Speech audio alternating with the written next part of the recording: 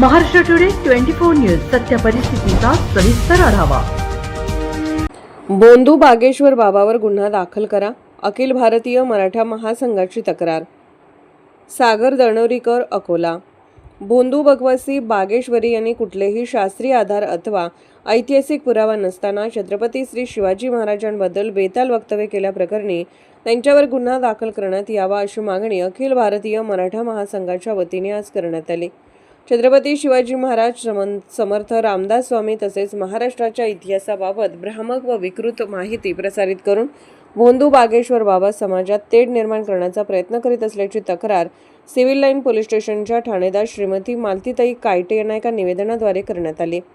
तक्रारदारांनी दिलेल्या निवेदनानुसार ऐतिहासिक तथ्यांचे जाणीवपूर्वक विपर्यास करण्यात आले असून त्यामुळे विविध समाज घटकांच्या भावना दुखावल्या जात आहेत।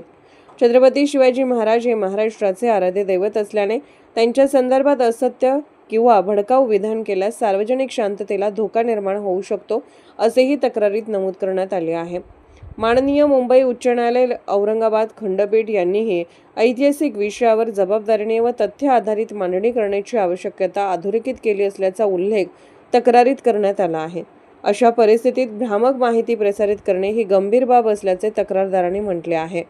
सदर प्रकरणी भारतीय न्याय संहिता 2023 मधील कलम 195, 299, 353, 356 तसेच माहिती तंत्रज्ञान अधिनियम 2000 मधील कलम 66 व 67 अंतर्गत कारवाई करण्याची मागणी करण्यात आली आहे।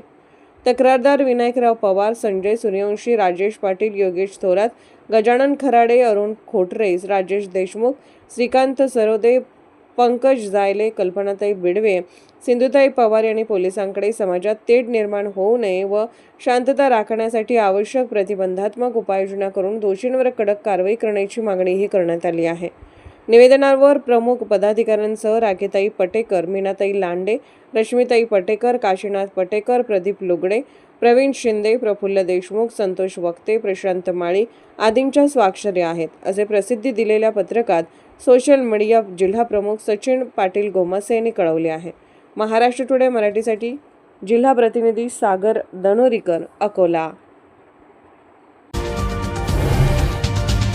आजच महाराष्ट्र टुडे 24 न्यूजला सबस्क्राईब करा आणि सत्य परिस्थितीचा सविस्तर आढावा पहा।